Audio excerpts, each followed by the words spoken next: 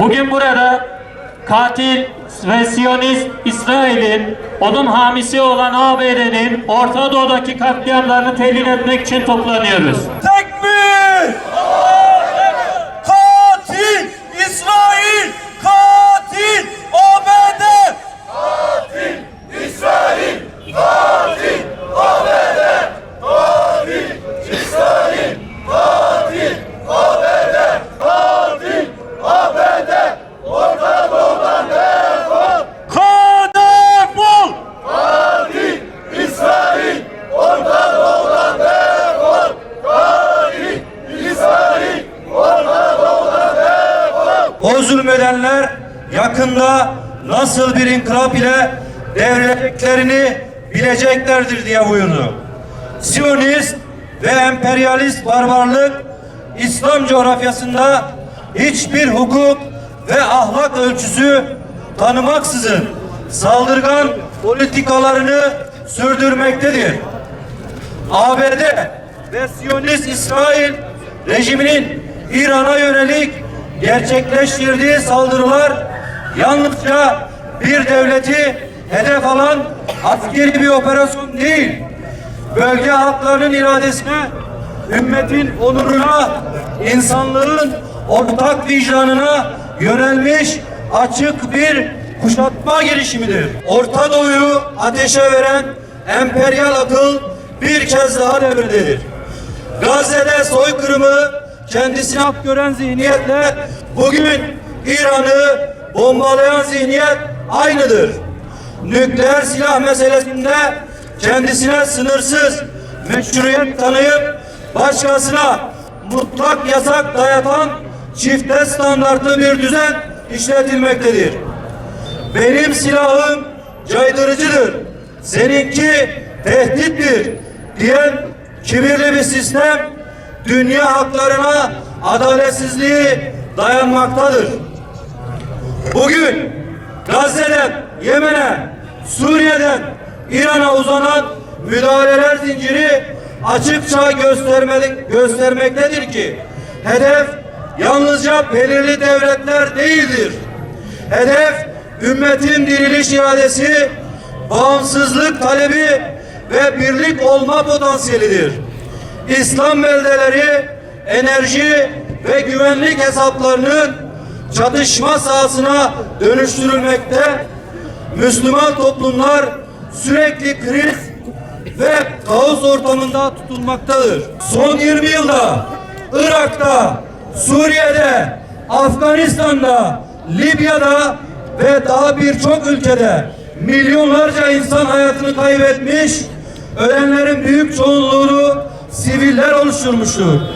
Filistin'den Doğu Türkistan'a, Keşmir'den Myanmar'a kadar uzanan geniş bir coğrafyada görünürde farklı aktörler sahnede olsa da arka planda aynı emperyal akıl ve aynı Siyonist yönlendirme bulunmaktadır.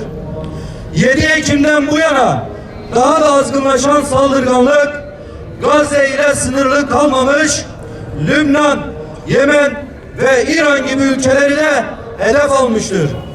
İran'a yönelik saldırılarda nükleer silah meselesi bahane edilmekte, uluslararası hukuk ve insani değerler hiçe sayılmaktadır. Çocukların, kadınların, sivillerin hedef alındığı saldırılar karşısında insan hakları söylemi dillendiren çevrelerin sessizliği ise bu çifte standardı daha da görünür kılmaktadır. Burada mesele yalnızca İran meselesi değildir. Dün Irak'a, Suriye'ye, Afganistan'a yönelik müdahaleleri meşrulaştıran anlayış, yarın başka ülkelere de aynı dayatmayı yöneltecektir. Bugün şuna sahip olamazsın denilen ülke İran'dır. Yarın Türkiye dahil başka ülkeler olacaktır. Bu zillet düzeni kabul etmek, bölge halklarının kendi kaderini tayin hakkından vazgeçmesi anlamına gelir. Öte yandan Müslümanların kendi aralarındaki ihtilafları derinleştiren her adım emperyal planlara hizmet etmektedir. Pakistan'ın Afganistan'ı hedef alması ya da bölge ülkelerin birbirleri aleyhine konumlandırılması ümmetin gücünü zayıflatan tehlikeli gelişmelerdir. Müslüman toplumlar mezhep, etnik kimlik ve siyasi ayrılıkları aşarak adalet ve dayanışma zemininde ortak bir bilinç inşa etmek zorundadırlar. İslam öğretisinde zulme razı zulümdür.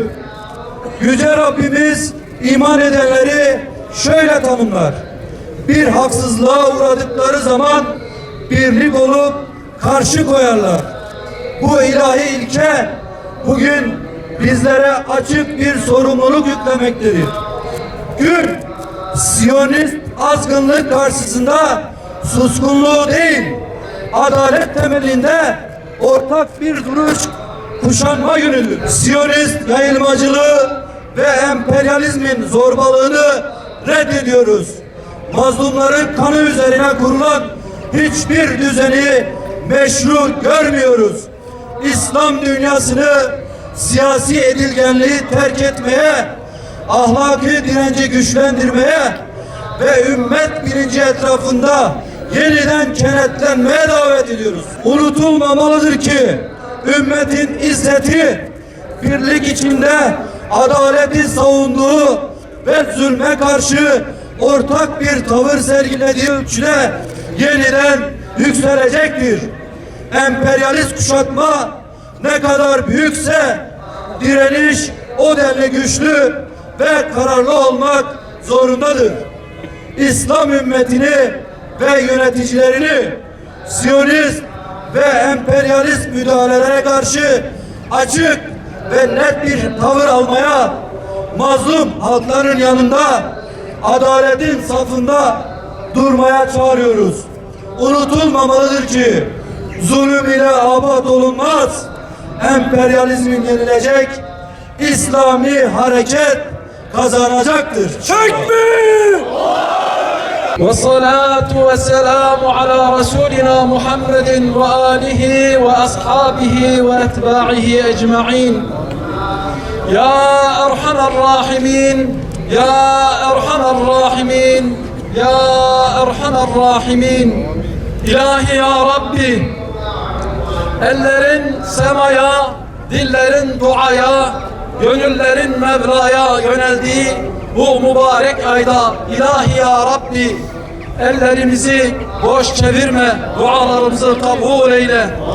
İlahi ya Rabbi, bu ayda insanlar için hidayet kaynağı olarak gönderdiğin Kur'an hürmetine, Kur'an'ın indiği 11 ayın sultanı Ramazan hürmetine, 1000 aydan daha hayırlı kılınan Kadir gecesinin hürmetine, Kur'an'ı kendisiyle bize gönderdiğin Muhammed Mustafa sallallahu aleyhi ve sellemin hürmetine dualarımızı kabul eyle.